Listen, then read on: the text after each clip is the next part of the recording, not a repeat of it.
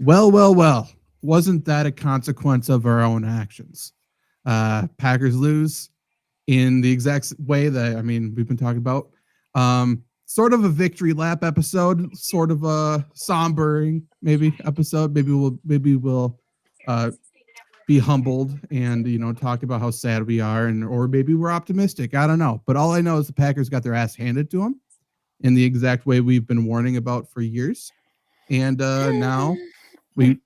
I mean, here's the thing: Packers fans angry, sad. That turned around quick because Vikings lost, and it seems like Packers fans thought we won the Super Bowl. So I don't know. How are you guys feeling? Um, Good. yeah, like this playoff game was a lot different than other ones, right? This Yeah. I get, but it's weird that it really wasn't, right? They lose this game and nobody's like, yeah, we expected to lose, whatever. It's not heartbreaking at all. But Yeah. but less than a month ago, everyone was predicting that the Packers were going to win a Super Bowl. So it's a weird feeling. It's just the state of the limbo that Green Bay kind of been in the last couple of years, right? Again, I don't know that you called this season disappointing, right? Because they made the playoffs, but in essence, compared to last year, it's disappointing, right? They did less. They're expected to do a lot more. I don't know. It's just a numbing loss. I mean, they lost to a better team, so you can't be mad about that. Reffing aside, whatever. Like Philadelphia was just a better team in that game, so it is what it is. I would agree with that. Janet, how are you feeling? I'm all right. Honestly, I'm not even I'm not even that upset. Um on it. No, not really. It just feels like another season. Whether we had lost this round or the next round of the playoffs, to me it's kind of repetitive at this point to like I'm not really upset about it. And then also I just feel even though a lot of us are being knocked out in the first round, the Vikings did too. I just feel like the NFC North was just like it was tough competition.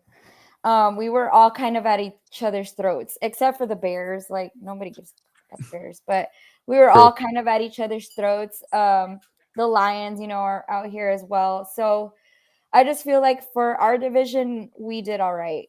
And at the end of the day, we are still the youngest team, which is kind of annoying to keep bringing that up, but we are very immature. We don't have any veterans out there.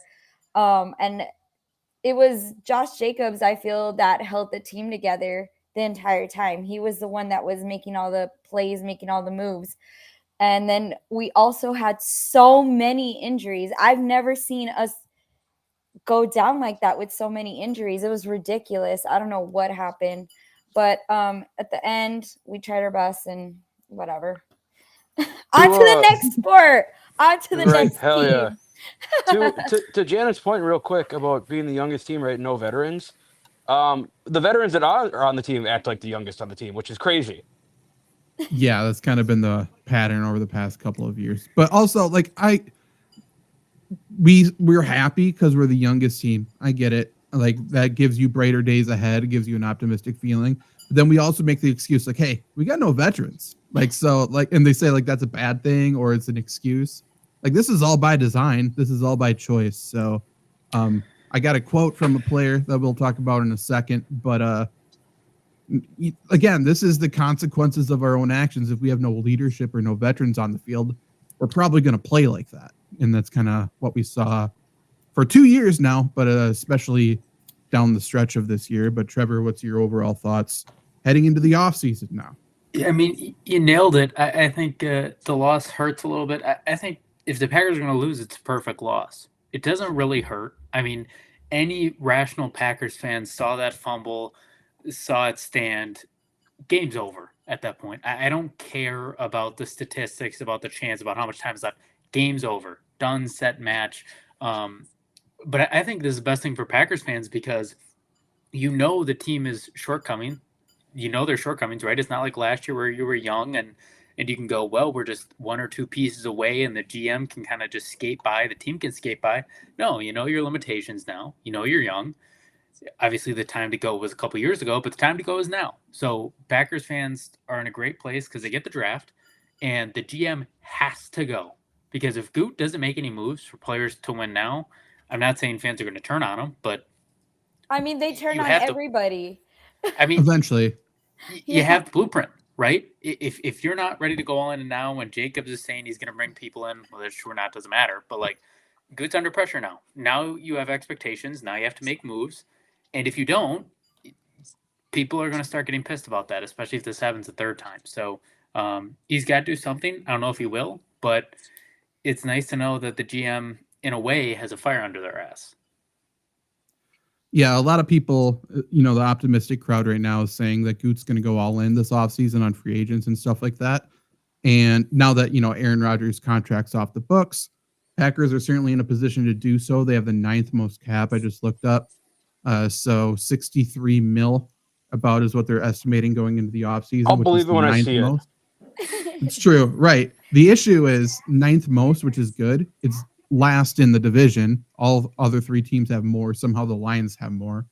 And there's just going to be teams that outbid them. Obviously, the immediate, 2 immediate rumors, I guess. The first one is the Packers are going to be in the hunt for T. Higgins. If we, you take a shot every time Matt LaFleur says give the other team credit during a press conference. Take a shot every time the Packers are in the hunt for a player, only to lowball them just to, have our name on the list. It's just at the very bottom of the list. So I wouldn't expect that one. And then everyone is rumoring Josh Jacobs is going to convince Tom Brady and the Raiders to trade Max Crosby over to the Packers, which that'd be awesome. That'd be great. I'd put our sights on a different guy. TJ Watt's heading into a contract year. So if the Steelers want a full rebuild, maybe that's someone we could get. Neither player is realistic. Neither player is going to happen. But let's have an educated focus on our thoughts here. Like TJ would be one to bring home. That'd be cool. We could convince JJ to come out of retirement, bring a Super Bowl to Lambeau like Reggie Watt did, his idol. But regardless, not going to happen.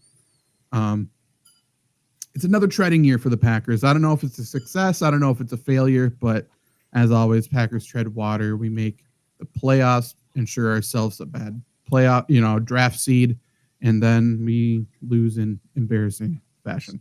The injuries, though, you're right, Janet. That was wild.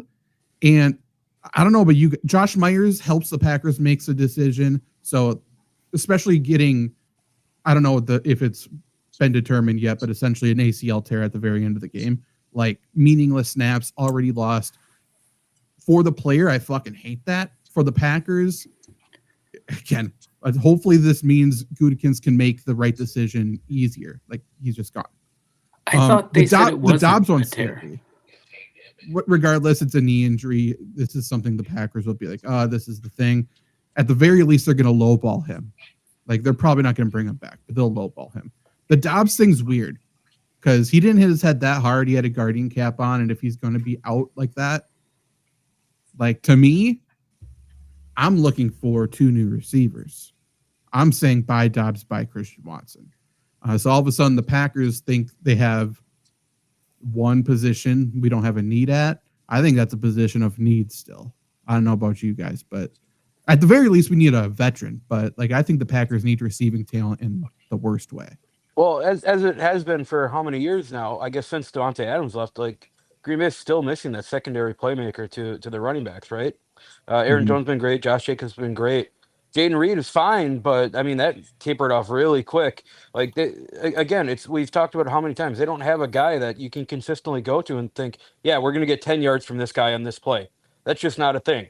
So I don't know if that's a draft thing, if that's a free agent thing. I don't even know honestly, I don't know if T. Higgins fits that bill in this Green Bay offense. But exactly. Like you need to get a stud. Good teams win with studs at positions, and that's what Green Bay has lacked since I guess Devontae Adams left. Like throughout the great years, I mean, it's been Jordy, it's been Devontae Adams, it's been Donald Driver, it's been Greg Jennings, it's been even James Jones, and now we're saying Malik Heath. Like that's just not going to work. No. And no team's good enough to rely on a running back, and that goes for any running back in the NFL. Like in the same way, like in the NBA or basketball, like you need that guy that you can trust to get you a bucket at the end of the game. You need someone who can just do something by themselves. Any team, Packers right now especially, you need a receiver that you can trust to win their battle. and the Packers have 0 of them. The only one who possibly can do that is Romeo Doubs. But on top of having no one who can win a one-on-one battle, Packers have no weapons that the other team's looking to take away other than the run game. Like there's the safeties can play completely even. They can play completely honest. You don't need a key on anyone. You can bring 0 pressure and really not be that afraid because you think jamming the Packers receivers at the line is going to be enough. And without that threat, I mean, there's just no chance. Like even if the Packers beat the Eagles, there's no chance to go to a Super Bowl and win. You have to have players who you can win. Every team has it. And the D-backs are getting a lot better, as we've seen from all of the like rookies this year. Like this was one of the best rookie cornerback classes of all time, in my opinion. I mean, it just continues. You win Super Bowls by having good players on your team. You don't win Super Bowls by having average players and expecting them to play together as a team. Stars win games. Yeah, and we don't need to try, and again, we'll get into this more a different day, but we don't need to try and develop a mid-tier player to be a Hall of Famer. Like, we love to do that. I understand it's cheaper to do that, but it's much easier to develop an already great player. Like, I don't know. That's like the thing that the Packers continue to miss. Like, I'm all for developing talent. Why don't we start with a better player? It just doesn't make sense to me. I don't know. Couple quotes in press conferences and stuff after the game here. I guess before that, obviously Packers special teams basically lost the game immediately, like Trevor said. My issue is not that the Packers lost the game on the fumble. It's that they acted like they lost the game after the fumble. Like if they had any shot at that point, they didn't even try. Offense, obviously horrendous. Even Josh Jacobs had a bad day outside of one run. Again, I don't think it's his fault, but Jordan Love was terrible. Offensive line wasn't very good. It was a sick run, though. Dropping like flies. It was a sick run, but everyone's saying the Packers wasted a good defensive effort, and I couldn't disagree more. Like, Packers defense played bad. They gave up 5 yards per carry. They would have given up 29 points if Saquon didn't kneel. They would have given up a lot more yards per carry if Saquon didn't kneel. They had no pass rush. They had no turnovers forced. They just got Philly off the field on third downs, which is great. But Packers defense didn't play very good. And again, no pass rush, which tells me, no one can win their battles, which wasn't unexpected. Rashawn Gary played 32 of 60 snaps, I believe. Van Ness played 31 of 60 snaps. And then I think Enagbare played 29 of 60 snaps. Like, these are the guys we're paying as well or investing heavily in, and we can't even trust them enough to throw them on the field to win pass rush snaps. And at that point, that's a team building issue. If we have no guys, again, the Steelers know, put TJ Watt on his side, he's going to win his fucking battle. We can't even do that with any person. Yeah, again, it comes down to just not having studs. No. Which I get really is hard. Blows my mind. It's hard, but there are players out there that can really help. There's veterans out there every single year for pass rush, especially, and for D-back, and receivers for that matter. But at least at receiver, at edge rusher, at positions like this, we're investing in them. We're just investing poorly. Like, it just doesn't really make sense. And again, I understand people grilled me for this take. Like, we traded away Preston Smith. We traded away an edge rusher at the trade deadline. And that's not good. That made us worse. Everyone's saying how Preston Smith wasn't any good this year. He was 1 back from sacks last year, and even still, he finished 5 less than the Packers' leader in sacks this year. And that's just Packers sacks, not Steelers. Like, I don't know, man. It's also, it continues the trend of the Packers trading away a vocal leader on defense at the trade deadline, which seemingly didn't help down the stretch. Anyway, let's go to a nice little quote from Keyshawn Nixon, shall we? So Keyshawn Nixon fumbled the opening kickoff, asked about it after the game. He said, quote, "I don't really want to do it no more. There's going to be talks with the coaching staff and stuff like that, but I think it's over for me." And then he said, "I want to be cornerback 1. Cornerback 1 is not doing kick returns. It just is what it is." So the all-pro kick returner paid for only kick returning is now saying he doesn't want to do kick returns because he's the star cornerback, in which is a laughably bad take. Jana, what's your thoughts on Keyshawn Nixon? Oh, I'm just gonna say one thing that my professor used to tell me. If you don't like doing something, it's probably because you're not very good at it. I mean, he loved returning when he was going for touchdowns. Yeah. But he's just running from his problems at this point. Yeah, Keyshawn Nixon fits that that category that I started the show off by saying our veterans are like the biggest babies on the team. Again, like Keyshawn Nixon, fine. He's fine. He's not a guy that you can. He's not. He's not Jalen Ramsey. He's not Jair Alexander. He's not Derek Stingley. He's not any of these guys. But he's a good rotation piece when you need they're in a passing set. But come on, man, like you made an All-Pro. You're making money by doing something that's really fucking hard to do in this league, and it's to return kicks well. Now that's had some ups and some downs, but be a team player and know your role, man. This is like Nick Young coming out and saying that he deserves more minutes than Kobe Bryant. Like, it's crazy. Yeah, I mean, it's not going to happen, but in my opinion, like, he needs to be gone. Like, we talk about veterans being babies. Like, this culture was something that we're talking about building since Aaron Rodgers left. Like, get guys that the young guys can believe in, get vets that can lead. He can't lead, right? And, like, it's one thing if special teams has been awful. A lot of the reason he's been not great is because he's made bad decisions a lot of the time. He's fumbled a lot of the times. Like, so it's just one of those things where it's like, man, point the finger at yourself. A lot of people are talking about Bisaccia, but if Keyshawn Nixon doesn't fumble that kickoff return, what do you have to point to Bisaccia? A punt return where none of the gunners are looking at the fucking ball and a missed field goal? That's what we're talking about it about? That's way more concerning for me. And to your point, cornerback one, like, to your point, Luke, read the fucking room, man. Yeah. Read the room. You were nothing until you were a kick returner. So understand what you are. I'd cut him loose. I know they won't, but I mean, he's nothing more than a cornerback 3 to me. Well, it's confusing because I think he played all right in the slot, and that's fine. But he's also saying he's a cornerback, like he's an outside corner, which he's never, ever, ever going to be in his wildest dreams. Like, he doesn't have the length, he doesn't have the ball skills. He's just not that. He's never been that. So I don't know why he's saying he wants to be that. If I'm Jair, I sit him down and talk to him a little bit. Like, what the fuck is your deal? I hope Jair's back too. That's another conversation for another day. But if the conversation with Keyshawn, what he meant to say is, and again, this is bad too, but if his mindset is, I want to do special teams or cornerback, I get that. Like, we paid him to be a kick returner, and whether he feels not monetarily compensated enough to do both, or if he just doesn't want to waste his energy or possibly get hurt doing both, I get that. I think you also need to be a team player and fill in when there's injuries. It's a brotherhood. But if that's his mindset, I understand that more than saying, hey, I want to be president of the United States because I feel like it. Like, that's essentially what he's doing. It's just not going to happen. It makes no sense. Next one, Tucker Kraft says he could feel what was brewing for us in terms of the loss and the Packers not showing up. He also says Packers need to wake up. And this kind of just goes to what we've been talking about. Packers need veterans. They don't have leaders.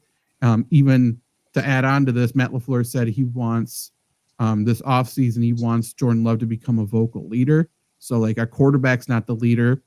I think we had a similar conversation last year where I said, like, running back just can't be the leader. Like, Aaron Jones is awesome, but, like, positional wise, they can't be the leader. Same thing this year. Josh Jacobs can't be the leader. Like, we need people that actually step up. Tucker Kraft recognizes that. That shouldn't be a second-year guy saying this shit. Like, I love Tucker Kraft. I love that he's saying this, but this is embarrassing. Like, we need leaders somewhere, and it's not on the coaching staff either. To your point, like, we draft projects, right? We like to develop guys, and we develop locker room guys. But this sounds not like much of a winning locker room. I mean, you have guys wanting to play different positions, guys acting like babies. Quarterback's not a leader at all. It's just like, what are we drafting then? If we're not drafting locker room guys and we're not drafting stars or studs, we're just a AAA team that's just trying to get guys ready to branch off for other teams for that second contract? Like, it doesn't make sense. Pick a lane. You can't do none of And that. Yeah. I feel like, Go ahead, Janet. I feel like when we're winning, everybody is united, but when we're losing, everybody starts throwing each other under the bus. And that's one thing about not having anyone who is experienced and who is a leader, like you said, because a leader would shut that shit down, but because they're all young, we're the youngest team, we're also going to act like it. So when we're over here losing games that we should have won, like against the Bears, they're going to start throwing each other under the bus like immature players. Yeah, losing definitely exposes those problems. And like just in terms of a contrast between how organizations handled it, look at the Niners this year, like excluding the one problem, which is Devondre Campbell, like losing and all of that, there weren't finger pointing anywhere. They like stood up for each other the entire time. The stars played at the end of the season injured in games that were meaningless. Like just the way they handled it, it's like, oh, Niners are going to bounce back next year and they're going to figure it out because they're winners. They act like winners. Whereas obviously we've seen the Packers do this. We've seen the Bears do their stuff. Concerning that the Vikings haven't thrown each other under the bus, that kind of concerns me a little bit because that means they actually have a good culture, which isn't surprising. But yeah, this has been a mess. Yeah, I was going to say that kind of separates like good organizations, great organizations, right? It is just that team togetherness, that culture, whatever you want to call it. But during the Eagles game, right? Tadeo Slayton threw down Saquon Barkley way after the whistle, and Jalen Hurts got right in his face. Like that had to be awesome, as for Philly sideline. Like, does Jordan Love ever do that? Not at this point, right? It doesn't feel like Jordan Love is, and I like Jordan Love. Like he fine, whatever, but it still feels like he's trying to find himself in the NFL, which I guess makes sense when you haven't started for 3 years. But we're going on year 6 of Jordan Love in Green Bay now. Like he needs to find himself quick here and be the guy for this team. He'd be 27 years old. Like, be the leader of this team. Take control and tell people like shut the fuck up, sit down, and just play football. Yeah, they need somebody in the building to truly empower Jordan Love, and they don't have that. And again, if we brought in a veteran backup, like that's one of the roles of the veteran backup as well. Like especially someone who's been there, done that. Like even if you bring in a Ryan Tannehill this offseason, like, hey, these are the types of things you can say to the coach. These are the types of things you can do to like stand up for yourself, stand up for your offense, take control of shit. Like he needs somebody like that. Apparently, it didn't soak in just watching Rodgers, or he doesn't feel like he can step in and be Rodgers, rightfully so. But that's a big thing the Packers need to do this offseason, whether it's Tom Clements is gone, so a long-time quarterback coach, and I think that kind of says something as well. But he is gone, so they need to replace quarterback coach. I'm looking to one of those young former NFL quarterbacks just looking to get into coaching. Like I would love, dare I say, a Dan Orlovsky, God forbid. But like, Josh McCown, I don't know if he would do something like that. Somebody like that, I think would be extremely smart to bring in. Yeah. And valuable. Yep. Yeah. Because this coaching staff ain't it.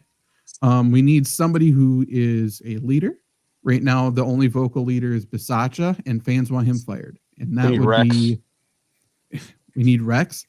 I don't know if this would work or not, but I'm all for trying it. We probably could convince John Gruden to come back to Green Bay as an OC. Yeah, I don't know agree. if it works. I don't think it works because it feels like the only position for John Gruden in the NFL right now is head coach. I just don't know if it works because like he's such a big presence and he's such a good leader. Like the team's going to look at him, not LaFleur. But is LaFleur going to lead John Gruden? I mean, that's just never going to work. No. Yeah, you're right. It'd be awesome. It would be great. They've worked together before. Yeah. We need something. We need a new OC. We need a new wide receiver coach in the fucking worst way. We need that about 4 or 5 years ago. Lots of changes. Only other quotes I have, Matt LaFleur said, obviously wants Jordan Love to be a vocal leader this offseason. Also says he needs to be better at his footwork, mechanics, way too inconsistent. Made me check what year it was because I've heard this every year. And then Josh Jacobs says he's going to work hard to try to bring in free agents this offseason. We shall see how much a running back has pull. I think he does kind of legitimize the Packers a little bit, though, because an outside free agent coming in saying, hey, Water's fine, come up here. I think that's a big deal, actually. Especially after excelling in his first year. True. And getting paid. Yeah. It definitely does.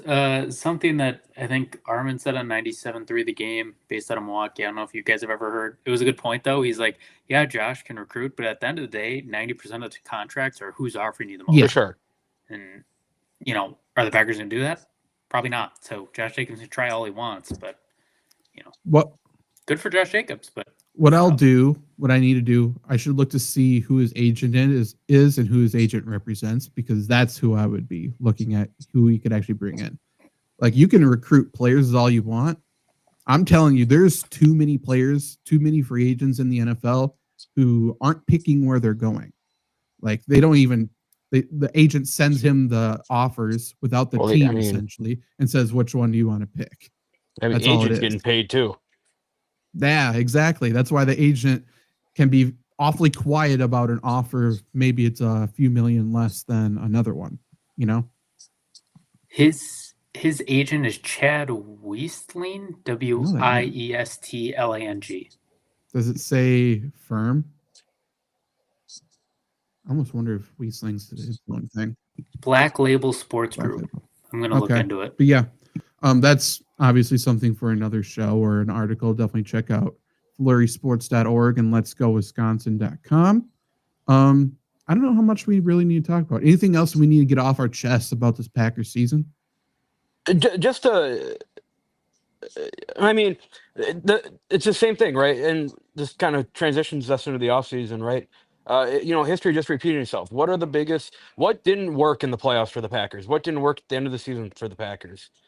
Pass rush, cornerback, wide receiver, offensive line depth. It's the same fucking thing every year. And you go through the offseason, you draft, you sign players, and it's just crazy how none of it has worked since Aaron Rodgers has left.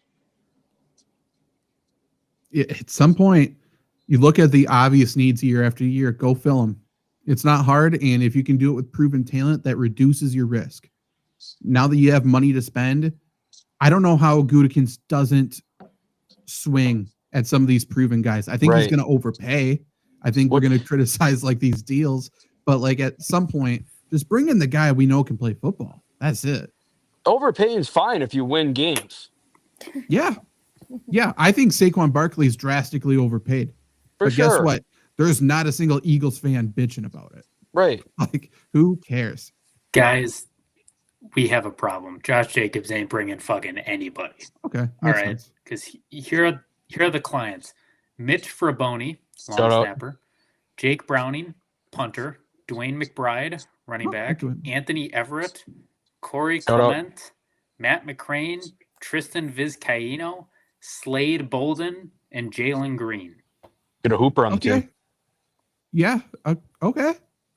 Hey, it sounds like a bunch of special teams guys. So let's improve our special teams, and then we can get better elsewhere. We can move on from there. It's Jalen Green, the football player, right? Not the basketball player. He unconfirmed, I think. Jalen Green, basketball player, Houston Rocket, would not fit in Green Bay very well, I don't think. You don't think the culture fits him? I don't. I mean, one way to tell. Bring him in. Never know. Can he throw a pass or pass protect? Not really. If we're talking about the NBA, not really. That's true. Yeah. We'll have another show. We won't ghost you for 6 months or whatever we did last time. We'll have another show talking about off-season moves, what we want. We'll be covering free agency this time, doing more draft stuff. So don't be strangers. If you're listening to this podcast, definitely subscribe. Go back and listen to all the episodes. It's almost has zero listenability to or re-listenability since you know everything that happens. But I'm sure there's a couple good zingers in there that you'll want to pay attention to. Green Bay area schools are canceling school for the draft. That makes sense. Yeah, if they did it. Yeah. That's true. I mean, shit. Are you renting out your lawn yet, or your parents? You should. No, I know I should. It's like 50 grand. Yeah, like you could make your full year's rent just renting out parking spots. It's fine that the draft is coming to Green Bay. As a Green Bay native, I fucking hate it, man. Oh, natives are going to hate it more than anybody. For sure. The city is going to 10 times the population. It's going to be too many people. We're not that big of a city. But it's going to be advertised as this is the small community that deserves this. Oh, they're relishing in No. it. They're so happy right now. Yeah, No, everyone's go going to fucking away. hate it. Yeah, I don't know how you just. I mean, I know how, but like, how do you sell all these outside tickets? This should go to like Packer season ticket holders. Right. That's how you make this first off, make it work given the fucking size, but make it special. I would laugh my ass off if it snowed. Give it to the shareholders at this point. If Give them it fucking snowed. something. If it snowed, it needs to snow. I would laugh my fucking ass off. It would potentially be a little more clear. Right. Some people wouldn't come in, maybe. I don't know. They're doing all the draft coverage in Lambeau, right? Isn't that what we decided or heard? Or is it in the Titletown district? I think it's and this is unconfirmed, so I don't even, I don't know. I thought I read that it's going to be like by the Resch. Oh, I think all this is laid out. So whatever we're saying there, I'm almost positive there is an answer. We don't know it. That sounds terrible if it's by the Yeah, Resch. in the street that goes like all the way down to Holmgren. Mm. Huh. I mean, boy. Which I could be very wrong on. If people are in the chat or fact check me in the comments. Yeah, absolutely. Everybody fact check them. If there's other people who've already done it, fact check the fact checkers. Just let us know. And let us know what kind of Packers content you want during the offseason, or if you want any Milwaukee Bucks content. Janet's all ready for the season to start for the NBA, which starts pretty soon, I'm sure. Who knows? Bring Jimmy to Milwaukee. Yeah, the Spurs play them on the 31st. They're heading this way, January. So I'm gonna make that game. You can watch AJ Green lock up Victor Wembanyama again. That was so fun. Yes. God. Wisconsin finally got AJ Green. Not what I was hoping for. We got the better AJ Green. I don't know, man. I don't know. Okay. How are they still so bad, man? Everything's unwatchable in the NBA. We'll be back soon. Maybe not next week. Maybe not the week after, but after the Super Bowl, watch out. We're going to be coming hot. So, we'll see you then. Put your Goodbye. seatbelts on.